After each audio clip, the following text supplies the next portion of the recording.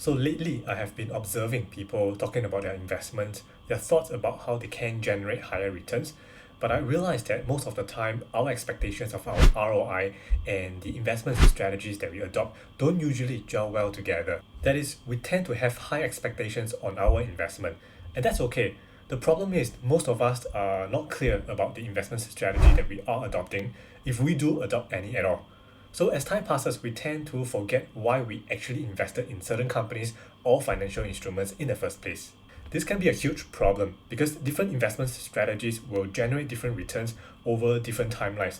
So for example, if you are engaged in intraday trade, then you would expect your profit and loss to come within the same day itself.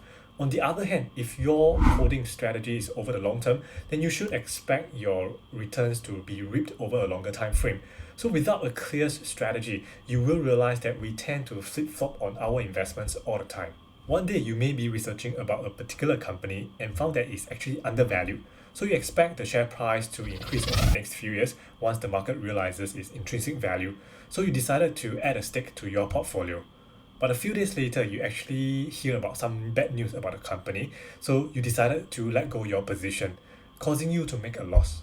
Then, 1 month later, the share price recovered, even going above the price that you actually bought initially.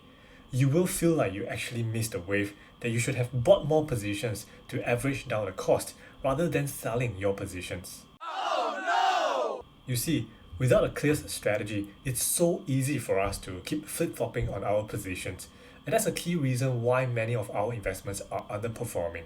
Then again, most of us do not spend the time to understand ourselves and plan out the investment strategies that will work best for us personally. Let's put that in another perspective.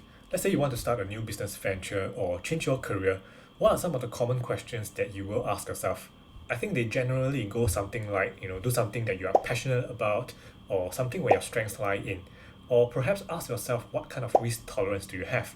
Do you want to spend all your capital upfront for your new business venture, or do you want to start something at the side on a part-time basis and monitor one step at a time? These are some of the basic yet critical questions that you ask yourself when planning for your new business venture or figuring out your next career move. But when it comes to investing, most of us do not spend that kind of time to make plans and do such an in-depth self-analysis. I guess probably because we feel that investing is very simple, the goal is just to generate higher and higher returns. But as a matter of fact, I would want to stress here that investing is actually as dedicated as starting a business or changing your career. Same thing, you should pick something that you are interested in, whether is it in the technology, oil and gas, or the retail sector. Find something that you would enjoy researching in, or perhaps even have any prior knowledge in. Other questions such as time horizons or your risk tolerance are very relevant to deciding your investment strategy as well. So the point here I'm trying to make is that do spend some time to plan and pick something that works for you because we are all wired differently. To get you started, I want to share with you a few models that you can consider so that you can pick one that works for you or a combination of them to create more structure for your investment journey.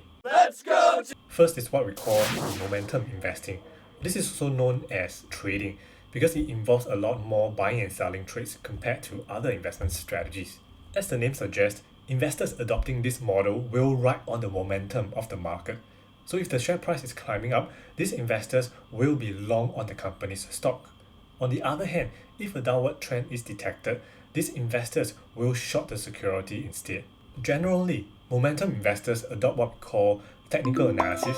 They look at charts and statistical figures to look for patterns that guide their decision making.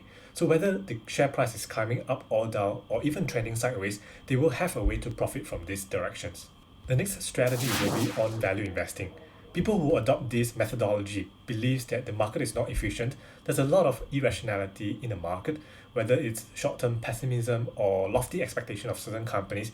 There's a lot of mispricing in the valuation of companies from time to time. So these investors hunt for stocks that they believe are trading below its intrinsic value currently. In short, they are trying to find bargains in the market.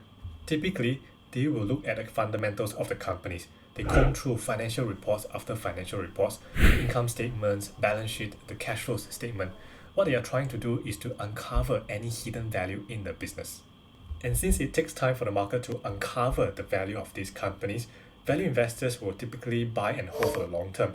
So this strategy is very different from momentum investing that actually ignores the fundamentals of the companies. The next strategy we want to talk about is growth investing.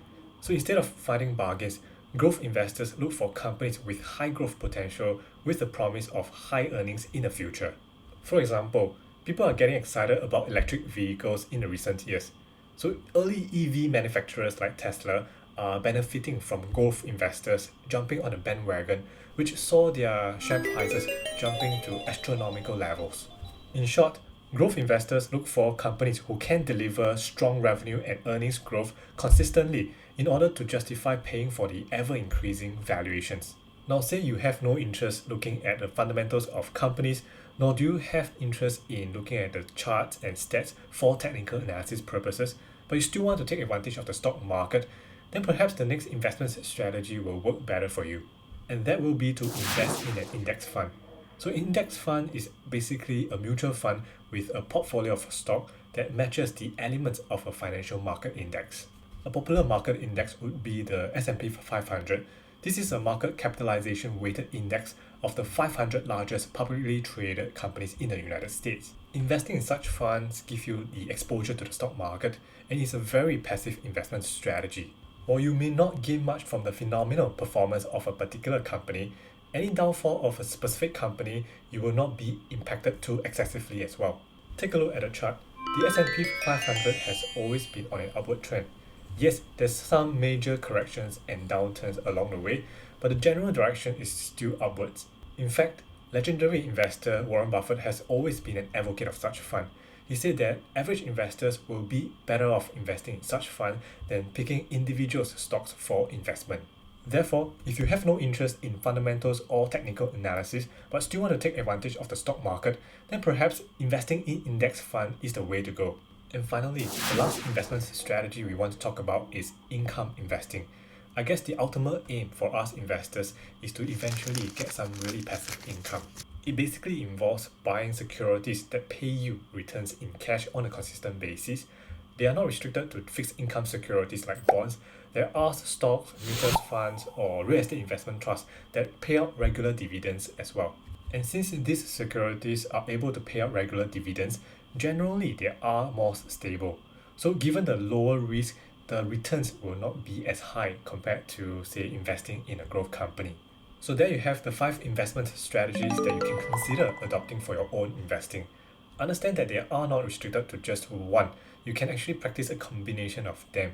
But be careful not to mix conflicting models, especially between momentum and value investing, because they are fundamentally very different.